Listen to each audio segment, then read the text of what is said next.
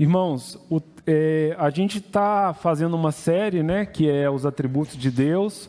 Hoje a gente vai fazer uma pequena pausa para tratar de um outro tema, mas um tema também muito importante, muito emocionante. E o tema da pregação é Emmanuel, Deus conosco. É interessante que Jesus tem vários nomes, né? Ele recebeu vários nomes, né? O nome dele era Jesus, mas ele recebeu o nome de Alfa, Ômega, Príncipe da Paz, Leão da tribo de Judá, e um desses nomes é Emmanuel, que tem um significado muito especial, que significa Deus conosco, que Deus está com cada um de nós.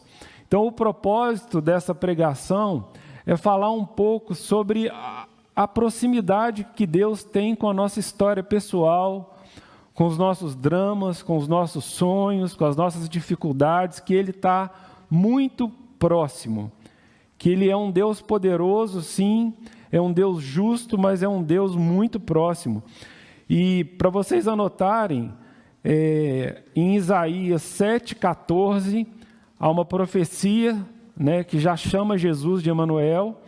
E em Mateus 1,23, essa profecia é resgatada no Evangelho de Mateus, chamando Jesus de Emmanuel. Então é totalmente bíblico esse nome, Deus conosco. Amém? E a gente vai estudar dois milagres de Jesus, dois milagres muito famosos. E é interessante que nesses dois, eu queria fazer esse adendo, nesses dois milagres as coisas dão muito certo. Não significa que sempre as coisas vão acontecer do jeito que a gente quer, na velocidade que a gente quer, e quando isso acontece, não significa que Deus não está conosco, amém? Lembra que um dos atributos que a gente estudou é que Ele é soberano. Então, assim, na minha vida pessoal, eu estou passando por um monte de desafios. Geralmente, quando as pessoas me perguntam como eu estou, a minha resposta, via de regra, é na luta. Mas na luta, Deus está cuidando, Deus está junto. Depois a gente pode falar pessoalmente, se vocês quiserem conversar, mas eu tenho N histórias para contar de dificuldades, mas também de provas incontestáveis que Deus está conosco, que Deus está comigo, que a gente está sendo acompanhado próximo de Deus. É interessante que outro dia o Léo falou com a Viviane, né? A Viviane está falando sobre oração. Ele falou assim: mãe, o mundo tem bilhões de pessoas, Deus vai ouvir a sua oração? Ela falou assim: vai ouvir a minha oração. Ele é Deus, né? Ele consegue ouvir as bilhões de orações, os bilhões de problemas, de desafios, de sonhos. Ele é Deus, né? Ele é onisciente, Ele é onipresente, Ele é todo-poderoso, Ele ouve as nossas orações, amém? Mas ser protegido não significa ser blindado, são coisas diferentes. Blindado significa que nada acontece, nenhum problema acontece com você. Você está no que eles chamam de céu de brigadeiro, né? Aquele céu azul ou mar de rosas, tudo, você é Midas, né? Tudo que você toca vira ouro. Não é isso que a Bíblia fala. A Bíblia fala que somos protegidos, mas a Bíblia prevê também provações, tentações, perseguição, amém?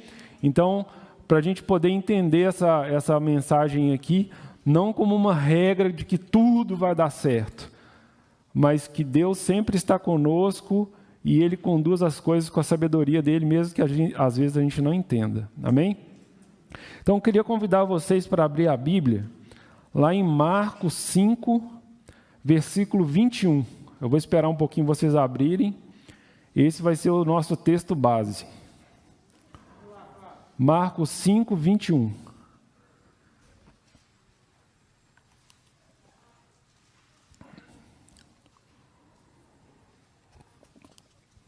Ok?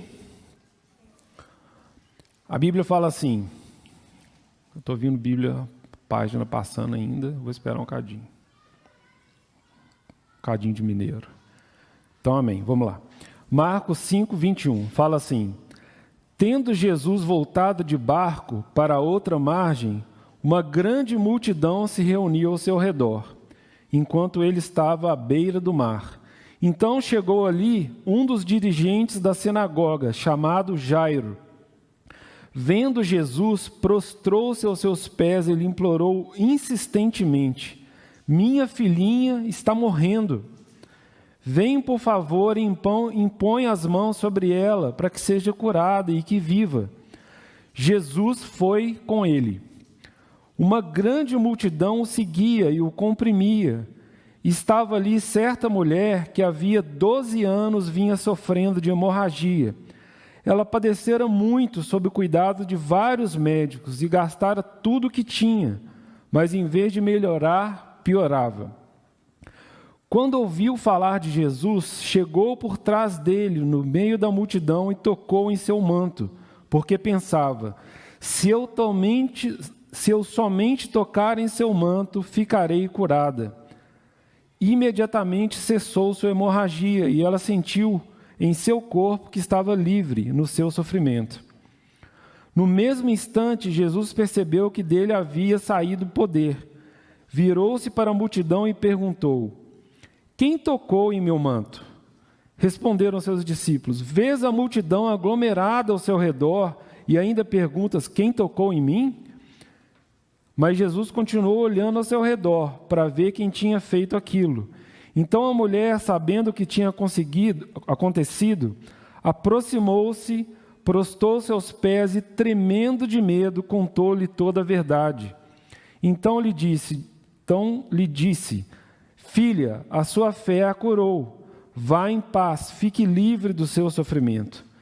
Enquanto Jesus ainda estava falando, chegaram algumas pessoas da casa de Jairo, o dirigente da sinagoga. Sua filha morreu. Não precisa mais incomodar o mestre. Não fazendo caso do que eles disseram, Jesus disse ao dirigente da sinagoga: não tenha medo, tão somente creia. E não deixou ninguém segui-lo, senão Pedro, Tiago e João, irmão de Tiago. Quando chegaram à casa do dirigente da sinagoga, Jesus viu um alvoroço, com gente chorando e se lamentando em alta voz. Então entrou e lhes disse: por que todo esse alvoroço e lamento? A criança não está morta, mas dorme. Mas todos começaram a rir de Jesus. Ele, porém, ordenou que todos eles saíssem. Tomou consigo o pai e a mãe da criança e os discípulos que estavam com ele, e entrou onde se encontrava a criança. Tomou-a pela mão e disse: Talita, cumi, que significa: menina, eu ordeno a você, levante-se. Imediatamente a menina, que tinha 12 anos de idade, levantou-se e começou a andar. Isso os deixou atônitos. Ele deu ordens expressas para que não dissessem nada a ninguém e mandou que dessem a ela alguma coisa para comer. Amém? Uma história muito poderosa, né? Mostra, Marcos foi o primeiro evangelho escrito, né? Marcos era mais jovem, né? E é um evangelho que mostra Cristo em ação, né? Cristo agindo, né? Cristo em ação, movimentando, causando, curando, fazendo milagres, pregando. E é interessante porque eu li essa escritura em Lucas e em Marcos. Lucas era médico, como a gente sabe, né? Os médicos são bem detalhistas, né? Você conversa com Davi Coutinho, você vê que o médico é detalhista, né? Mas, por incrível que pareça, Marcos foi mais detalhista do que Lucas nessa escritura. Então, eu resolvi usar Marcos. Primeira coisa que eu queria colocar, não sei se vocês perceberam, mas na escritura, durante 3 vezes a Bíblia se refere a Jairo, dirigente da sinagoga. Vocês perceberam? Que umas 3 vezes, não se fala só Jairo, fala Jairo, dirigente da sinagoga. Eu acredito que esse friso, né, que Marcos fez, porque era muito difícil para um judeu acreditar em Jesus. Hoje, muitos judeus não acreditam que Jesus é o Messias, né? Tem algumas escrituras que eu separei, em João 6, 14 e 15, deixa claro que eles esperavam que Jesus fosse um libertador político, um guerreiro, né? Nessa escritura aqui, eles tentam fazer de Jesus à força um rei, e Jesus foge, né? Então, eles esperavam que Jesus viesse para libertar Israel de Roma. Roma estava dominando Israel naquele momento. E o povo judeu passou por muitas histórias de outros povos os dominarem. Então, quando viria o Messias, o Filho de Deus, eles esperavam que fosse um libertador. E Jesus não veio com essa intenção, ele veio libertar a gente do pecado, e não de uma ordem social, de uma questão política. Então, isso já era uma barreira para um judeu crer em Jesus. Uma outra barreira a gente encontra em João 8, 41 a 45, por exemplo. Jesus expunha o pecado deles. Então, não só Jesus não era o cara que eles esperavam, né, o filho, né, que não era da realeza, né, ele nasceu numa cidade interiorana, né, uma Barbacena da vida, porque eu sou de Barbacena, e não nasceu num lar real. Mas fora isso, Jesus expunha os pecados dos judeus. Então, mais uma razão. E outra razão, uma conclusão até, né, em João 1, 10, 11, fala que o povo, Jesus não foi recebido pelos dele, né, que eram os judeus. Eles não receberam, não aceitaram Jesus. Então, para um judeu acreditar em Jesus, ele tinha que ser um cara com uma humildade, com uma visão da Bíblia mais correta, mais próxima daquilo que a gente tem hoje. E, além disso, Jairo se demonstra um pai muito amoroso.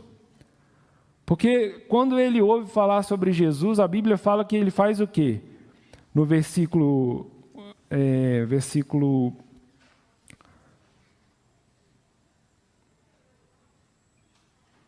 eu não marquei o versículo, tudo bem. Mas fala que ele se ajoelha, se prostra diante de Jesus e fala: olha, minha filhinha está morrendo, me ajuda. Era um pai amoroso, um pai que cria em Jesus de alguma forma. A gente não sabe o nível de crença que ele tinha, mas ele cria que Jesus podia fazer alguma coisa, e um pai amoroso. Fico pensando, né? Meu filho tem 11 anos, né? A menina tinha 12, né? Uma menininha, né? Uma pré-adolescente, e ela estava quase morrendo. E Jairo encontra Jesus num momento crítico de saúde da filha. E ele fala: Jesus, por favor, me ajuda. E a Bíblia fala que Jesus foi com ele. Então, imagina só a esperança, né? A filha está morrendo, provavelmente como dirigente da sinagoga, ele teve ajuda de outras pessoas, ou talvez ela teve um mal repentino, mas fato que ela estava num momento crítico, ele encontrou Jesus, com certeza ele já tinha ouvido falar dos milagres de Jesus, de quem era Jesus, e a Bíblia fala que Jesus foi com ele. E Jesus está lá numa marcha com os discípulos. O que acontece? Quando a mulher com hemorragia toca em Jesus, ele para. Ele para, né? E eu fico imaginando o que se passou na mente de Jairo, né? Imagina só o que passaria na sua mente, né? Você está com seu filho ou com sua esposa doente em casa e, de repente, você está levando uma pessoa lá que pode ajudar. Por exemplo, sei lá, você liga para o médico, eu ligo para o Davi está em direção lá em casa, o Davi fala: ó, Fábio, estou a 5 minutos da sua casa. De repente, passa 8, passa 10, o Davi não chega. Eu ligo para o Davi fala: o carro estragou, Fábio. Falou: puxa, Davi, Deus, imagina a agonia que foi no coração de Jairo, né? E eu fiquei pensando sobre isso, né? Muitas vezes acontece isso com a gente, né? Às vezes a gente começa a orar por um assunto, as coisas começam a se encaminhar, e às vezes parece que Deus parou. Parece que ele começou a fazer e que ele parou. E nessas horas, é muito difícil a gente continuar crendo, né? É muito difícil a gente continuar crendo, porque eu não sei quanto a vocês, né? Eu até falei sobre esse tema no bate-papo essa semana na igreja em casa, e uma irmã falou assim: não, eu não sinto que Deus se atrasa ou que Deus para. Aí eu falei: eu não tenho essa espiritualidade, não. Às vezes eu sinto que Deus não está me dando ouvido. Às vezes parece que eu até compartilhei esse salmo na pregação passada, que Davi fala: Deus, acorda. Às vezes parece que ele está dormindo. E Jairo não sabia, porque ninguém sabia porque Jesus parou, né? A gente vai estudar o outro milagre, Mas a questão é, irmãos, que a gente precisa se perguntar, a gente continua crendo, mesmo quando as coisas não acontecem do jeitinho que a gente quer, ou na velocidade que a gente gostaria que elas acontecessem? A gente persiste em oração? A Sandra, esposa do Léo, compartilhou de uma irmã em São Paulo, que ela estava super animada com uma pessoa que está estudando a Bíblia e acredita que ela vai se tornar cristã, e essa pessoa está estudando a Bíblia há 10 anos. Puxa vida, viu? Isso é fé. A minha fé é mais fast food. Eu confesso que a minha fé é mais fast food. Tipo, eu oro, Deus começou a abençoar, amém, Deus é bom, mas quando começam as dificuldades, poxa Deus, uai, cadê? Né? Uai, né? Cadê o Senhor? O Senhor estava agindo, as coisas estavam encaminhando, e a gente precisa se perguntar, será que a gente continua acreditando que Deus é conosco, mesmo quando as coisas não vão do jeito que a gente espera? Isso é uma pergunta que a gente precisa se fazer. E a Bíblia fala sobre a gente persistir em oração. Tem várias escrituras que falam sobre a gente persistir tendo fé. Então, por enquanto, vamos ficar com essa reflexão e a gente vai seguir a ordem dos acontecimentos. Vamos falar agora um pouco sobre a mulher com hemorragia. Nesse momento, Jesus para, a comitiva que estava indo para a casa de Jairo para, e Jesus... Muito interessante essa escritura, né? Jesus para e fala assim, alguém me tocou. Aos discípulos, mais ou menos, fala assim, Jesus, está todo mundo te tocando, você está sendo comprimido pela multidão e você pergunta quem te tocou? Ele fala, não, alguma coisa de diferente aconteceu. E ele começa a olhar ao redor dele.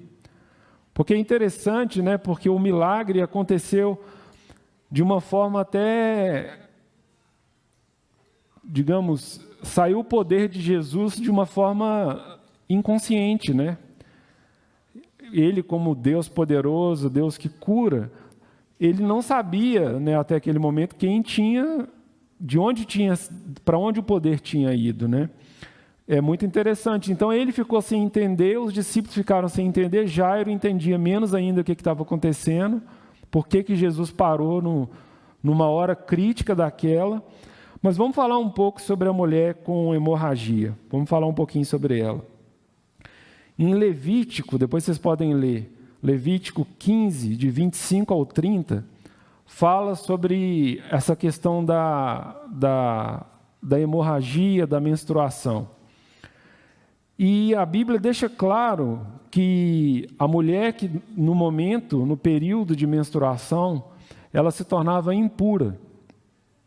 É interessante que eu fiz alguns estudos para poder preparar a pregação. Alguns estudiosos acreditam que Deus tinha um propósito sanitário, né, por exemplo, a mulher com hemorragia pode ser o momento menstrual normal, né, que faz parte da natureza da mulher, ou pode ser uma doença. E a gente tem que lembrar que naquela época tinham poucos recursos, né? Não tinha Sempre Livre com abas, né? Tinha poucos recursos. Então, alguns estudiosos falam que era por questões sanitárias e também por questões de proteção da própria mulher. Porque quem é casado sabe disso, as mulheres sabem, é um período delicado, né? Às vezes suja roupa, acontece coisas que são delicadas. Então, que Deus propunha esse resguardo da mulher, dela ficar afastada, por uma questão sanitária e por uma questão de próprio cuidado com a mulher. Estudiosos chegaram a essa conclusão. Mas o fato que essa mulher, ela tinha uma hemorragia contínua. Tinha 12 anos que ela estava com hemorragia. E a Bíblia fala que a situação só piorava. Que ela tinha gasto todo o dinheiro que ela tinha e a situação só piorava. Ela não parava de perder sangue. E aí o que a sociedade judaica muito legalista fez? Chamava ela de quê? De imunda. Era uma mulher imunda. Você pensa bem, né? O nome já é um nome fortíssimo, né? Imundo. significa o seguinte, que qualquer coisa que ela tocasse se tornava impuro, e qualquer pessoa que ela tocasse se tornava impuro. Imagina a vida dessa mulher.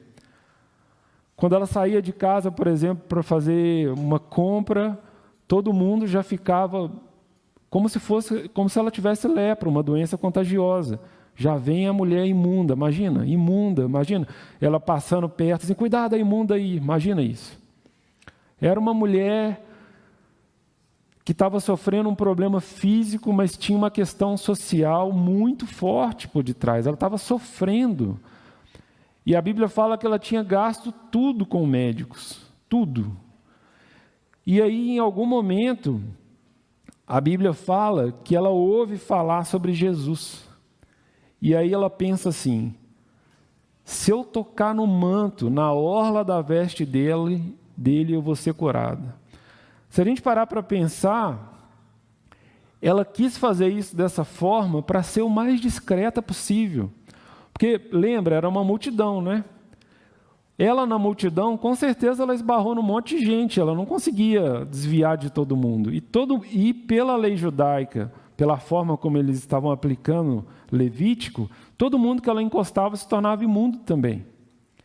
Então, se ela fosse pega em flagrante, ela seria apedrejada. Ela foi ali até a Jesus como uma último recurso. Falou, olha, eu vou me arriscar porque eu não aguento mais. Uma mulher com muita fé, né? Uma mulher que ouviu falar sobre Jesus e vai com muita fé. E é interessante que ela toca em Jesus, né? Jesus fala, olha, de mim saiu o poder. É muito interessante essa escritura, né? Foi involuntário, né, para Jesus, né? Dele saiu o poder. E ele começa a procurar e ela sente, poxa, eu vou ser descoberta, né? De alguma forma eu vou ser descoberta, talvez tenha alguém aqui que me conheça, ou alguém viu eu tocando na orla dele, e ela se apresenta, morrendo de medo, né? A Bíblia fala que tremendo de medo ela se apresenta. Né? Muitas vezes a gente fica assim com Deus, né? Tremendo de medo, né? Não, Jesus, imagina, ela pensava, Jesus vai aplicar a escritura comigo de Levítico, eu toquei na roupa dele, tornei ele impuro, agora eu vou ser apedrejada. E é interessante, do que Jesus chama ela? Primeira palavra que ele fala, filha. Olha que interessante isso, né? Ele não só cura a mulher, mas ele chama ela de filha. Com carinho, com consideração, com amor. Não só resolvendo o problema dela, da doença, mas acolhendo ela. Falou, olha, eu sou Deus, você viu que eu te curei, mas ele chamou na frente de todo mundo, você é minha filha. Irmãos, nós somos filhos de Deus. Nós somos filhos. Deus quer ter um relacionamento individual com cada um. Ele é próximo, Ele é conosco.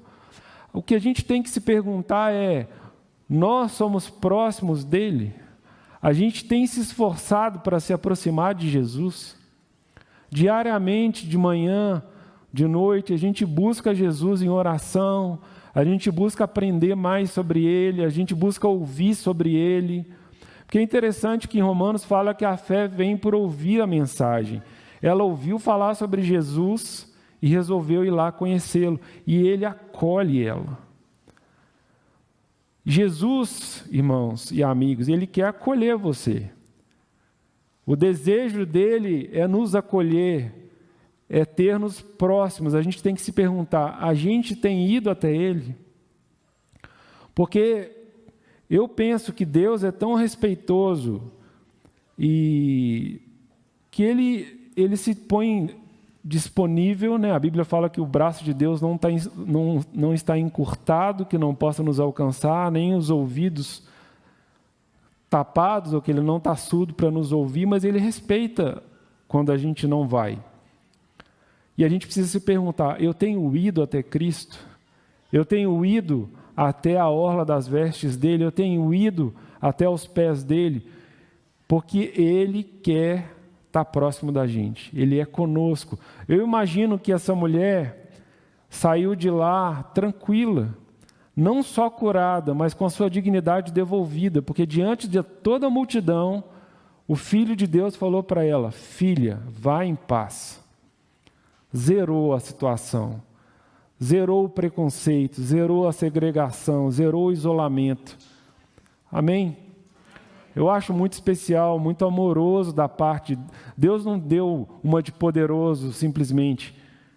Ele podia nem ter feito nada, né? Ele falou: ó, de mim saiu poder aqui, alguém foi curado, mas vamos para a casa de Jairo. Não, ele para e ele acolhe ela. Amém? Deus quer te acolher, irmão. Deus quer nos acolher. Voltemos agora a Jairo. A gente encontra, né, Jairo no versículo 35, ele recebe um balde de água fria. A Bíblia fala que Jesus ainda estava terminando de falar com a mulher, chegou algumas pessoas da casa dele e falou assim: Jairo, não precisa incomodar mais o mestre, que a sua filha morreu. Imagina isso, um soco no estômago, né? Puxa, Jesus estava indo para que nesse meio tempo a minha filha morre. Um soco no estômago, né? Eu levaria como um soco no estômago. Caramba, puxa vida, né? E muitas vezes a gente leva soco nos nossos estômagos, né? É um emprego que a gente perde, é uma pessoa que a gente confia que nos trai, é um amigo que não é tão próximo quanto deveria, é um negócio que quebra. Quantos socos nos estômagos a gente levou em relação à nossa família, pessoas que infelizmente faleceram. Por exemplo, a gente recebeu um vídeo super emocionante da dona Efigênia essa semana e agora a gente recebe uma notícia difícil. A vida é assim, esse plano é assim. Outro dia também falando com o Léo sobre a vida dele, ele falou assim: pai, por que Deus não destrói logo Satanás e acaba com isso? Ele fica lá numa boa e a gente aqui sofrendo.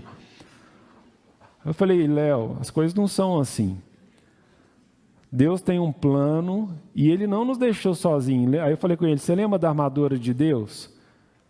O capacete da salvação, a couraça da justiça. Deus nos deu ferramentas para a gente poder lidar com as questões. Então Ele não nos deixou abandonados, mas muitas vezes a gente leva um soco no estômago. Mas é interessante que lá no versículo 35, depois que é dada essa notícia, né, para Jairo, o que Jesus faz?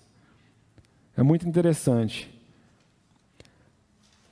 A Bíblia fala assim, não fazendo caso do que eles disseram, Jesus disse ao dirigente da sinagoga: não tenha medo, tão somente creia. O que Jesus fez? Encorajou Jairo.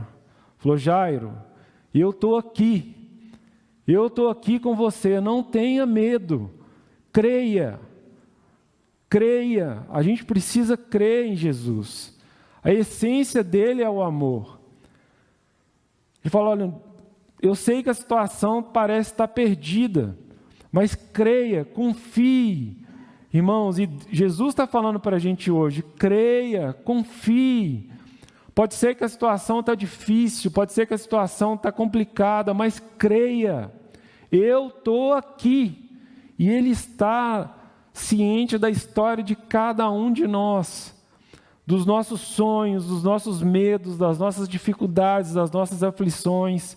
Ele está conosco, amém? E a Bíblia fala que ele foi, né? Que ele foi em direção à casa de Jairo, né? E ele chega lá e encontra uma situação muito difícil, né? As pessoas chorando, desesperadas por causa da morte da menina. Eu queria compartilhar com vocês uma coisa da minha história. Eu falo muito sobre o Léo porque é o filho que eu tenho, né? Então, assim, vai ser sobre ele.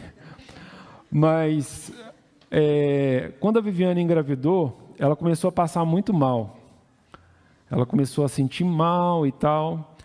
E teve um dia que ela estava se sentindo mal, eu liguei para obstetra, que ela estava cuidando, e eu falei assim, olha, minha esposa está se sentindo mal, e você acha que é normal e tal? A obstetra foi super delicada, falou assim, por telefone eu não consigo falar nada não. Aí eu engoli assim seco, contei até 100 mil para não responder ela mal, por causa da Viviane. Falei, tudo bem, obrigado. Aí, porque ela acreditava que a Viviane estava ansiosa, que era frescura, alguma coisa nesse sentido. Era uma ótima obstetra, depois eu dou o nome para vocês não irem nela. Só sei que a mãe da Viviane, que é muito cuidadosa, muito ativa, falou assim, não, vamos num outro médico. E levou a Viviane num médico de confiança dela. E o médico falou assim, Viviane, se você não cuidar da sua gravidez, você vai perder esse menino. Ele falou assim, eu não vou te atender aqui, porque vai ficar muito caro. O seu plano, eu tinha um plano X na época, vai lá na maternidade, foi na Santa Fé, procura o médico tal, que ele é muito bom nisso, ele vai te assessorar. E aí, no mesmo dia, a Viviane foi. Foi no mesmo dia? No mesmo dia, a Viviane foi. Chegou lá, esse médico estava com a agenda lotada. E aí, a Viviane ficou sem, né? O que eu faço? Né? E a Viviane já estava... Se eu exagerar alguma coisa, você me corrige. A Viviane estava saindo, aí a atendente falou assim, moça, tem um médico aqui que ele é especialista em gravidez de risco. A agenda dele vive cheia, mas acabou de ter uma desistência. Você quer ser atendida por ele? A Viviane, quero.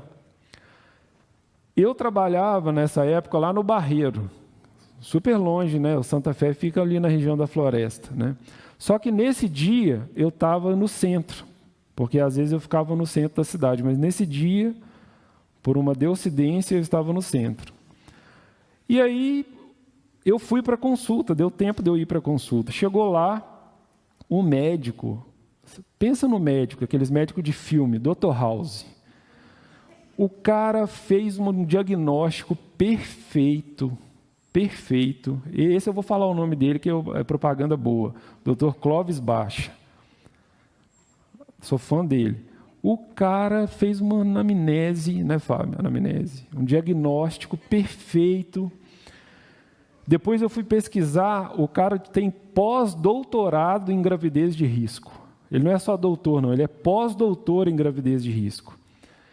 E aí nos deu completa confiança, mas aí no final da consulta ele falou assim, agora vamos falar sobre dinheiro. Mas ele é turco também, ele é muito bom, mas é turco.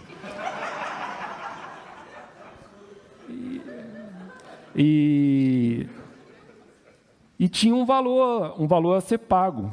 Tinha um valor a ser pago para ele, né? Ele ia nos atender também de uma forma particular. A gente tinha uma graninha guardada, eu falei assim, tudo bem, ok. Eu senti muita segurança, né? Você vê Deus agindo. Mas assim, era uma grana expressiva. Uma grana, sim, ia deixar a gente liso, né? Aí eu voltei, acabou a consulta, eu voltei para o trabalho. Chegou lá o meu chefe me falou assim, Fábio, vamos chegar lá embaixo, lá nesse lugar tinha uma lanchonete assim, num lugar aberto. Falou, vamos bater um papo. Aí ele falou assim, Fábio, a gente está gostando muito do seu trabalho, sei que a sua esposa está grávida, mas a gente queria pedir que você não deixasse a produtividade cair. E eu falei, não, você tem razão e tudo. E ele falou assim, o nosso chefe autorizou te dar um bônus. E o bônus praticamente cobriu o que o médico cobrou. Eu falei assim, yes! Né? Deus está no cuidado. Agora, a gente pode pensar assim, não, aí foi tudo, daí para frente foi tudo mar de rosa. Não foi. Eu tinha que dar injeção de heparina na Viviane todo dia. Heparina é para poder, de certa forma, raliar o sangue. Todo dia eu tinha que dar injeção nela. E eu já contei as coisas da gravidez. Não foi um mar um mar de rosas, mas a gente percebe que Deus acompanhou o tempo inteiro. Só que a gente precisa ter fé. A família da Viviane, muito zelosa, né, e muito assim ativa, né, falou assim: o Léo nasceu, né, e ficou internado lá no Otaviano Neves, no neonatal. Aí a família da Viviane falou assim: vamos tentar conseguir um boletim extraoficial, tipo secreto, né? Eu falei assim: não quero saber. Se eu não for confiar no médico que está cuidando do Léo, eu não vou nem dormir. E aí é muito engraçado, a gente deitava na cama e dormia. E eu acho que isso foi muito proveitoso, porque de manhã a Viviane tinha leite para dar para ele, e ele ficou 15 dias na UTI, e hoje está aí, esse cavalo de menino grande, né? Então, assim, Deus está conosco. Mesmo fora da ausência de problemas, porque era épocas que eu chorava. Eu pegava o carro, ia trabalhar, chorava na ida e na volta, chorando muito, pedindo a Deus muito, orando. Foi muito difícil. Hoje é tranquilo, bonito de contar a história, né? Mas foi muito difícil. Mas Deus estava comigo. E a Bíblia mostra que Deus estava com Jairo, né? A Bíblia fala que Jesus chegou lá, encontrou uma situação pavorosa, né, de desespero, e ele falou: olha, não fiquem preocupados, a menina só está dormindo. E é interessante que as pessoas começam a rir, começam a zoar Jesus. O que Jesus faz? Fala: vaza todo mundo daqui. E ele chama os 3 discípulos mais próximos, o pai e a mãe, e vai até a menina. Interessante que eu tinha uma colega de trabalho que chamava Talita, eu só fui descobrir depois de onde que veio, né? E ele fala: Talita, cumi, menina, levante-se. Deus é poderoso, né? Ele não falou assim, passou a mão na cabeça, não, falou: levante-se. E ela levanta. Mas mais uma vez, o que Jesus faz depois que ela é curada? Ele fala: olha, dê alguma coisa para ela comer. Olha que interessante isso, irmãos. A menina estava morta, né? Eu nunca morri para saber, mas deve ser difícil. Ela estava acordando da morte, estava fraca, estava com a pressão baixa, estava, né, talvez semelhante, mais forte do que um desmaio, né? Quem já desmaiou depois que começa a recobrar a confiança, está grogue, né? Está fraco. E ela ficou morta por algum tempo. E Jesus fala: olha, dê alguma coisa para a menina comer. Então, pessoalmente, eu fico muito tocado com isso. Porque a gente não tem um Deus que é só o Criador do céu e da terra, justo, poderoso. A gente tem um Deus carinhoso, um Deus cuidadoso. Jesus falou: olha, dê alguma coisa de comer para ela, ela precisa comer. Então, assim, isso me constrange. Eu fico constrangido de ver o amor de Jesus por nós. É constrangedor, é de quebrar o nosso coração. Eu acho, irmãos, que diante do amor de Deus, nos cabe ir até Ele de uma forma quebrantada e falar: olha, Deus, tenho pisado na bola, mas eu quero estar perto do Senhor, eu quero estar próximo, porque o Senhor é muito próximo. E para quem está andando na fé, é cada vez mais se quebrantar. Todos os dias, quando eu vou fazer meu tempo com Deus, eu falo: Deus, me ajuda hoje a aprender um pouquinho mais sobre o Senhor, a me parecer um pouquinho mais com o Senhor, a entender um pouquinho mais sobre o Senhor. Entende, irmãos? Deus é próximo. Voltando no título da Escritura, Ele é conosco. Tem uma figura que eu queria pedir para projetar.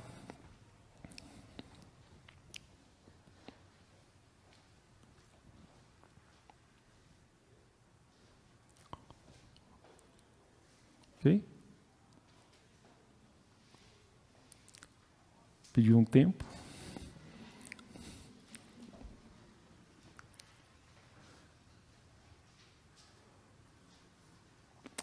Amém.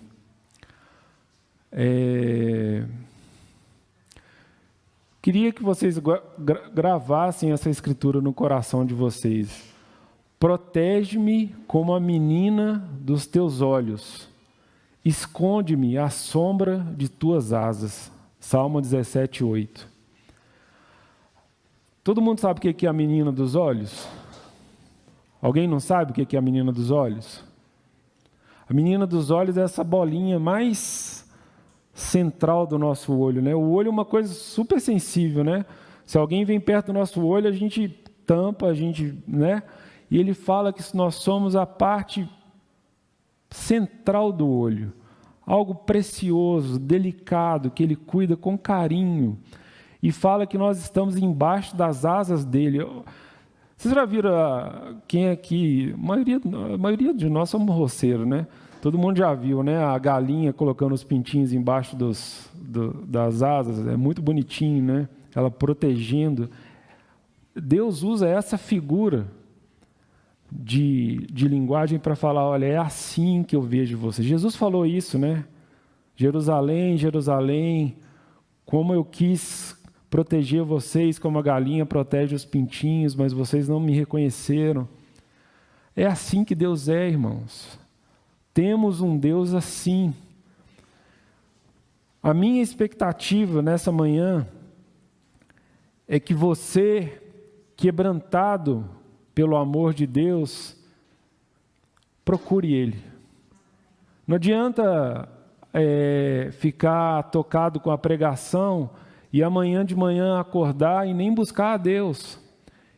E não ter um momento de oração, não ter um momento de leitura da Bíblia, não ter um momento de quebrantamento, não adianta. Né? Funciona mais ou menos quando a gente vê um filme muito emocionante, a gente fica tocado na hora, mas depois passa. O que eu queria deixar de prático para cada um de nós é que amanhã, Jesus até ensina, ele fala, olha, quando você for orar, vá para dentro do seu quarto, feche a porta e ore a Deus que vê em segredo que Ele vai te recompensar. Busque a Deus, irmão. Amigo, você que está me vendo agora, que não tem contato com a Bíblia, que não tem tanta proximidade, que não tem esse hábito, busque a Deus. Busque a Deus, compre uma Bíblia, procura um de nós aqui que a gente tem todo prazer em ensinar sobre Jesus, ensinar sobre oração, sobre a Bíblia. A Bíblia às vezes parece um bicho de 7 cabeças e a gente eu precisei de ajuda para poder aprender, mas busque a Deus, porque Ele quer estar próximo de você. Amém? Isso que eu gostaria de compartilhar e queria chamar o coral para tocar uma última canção. Obrigado.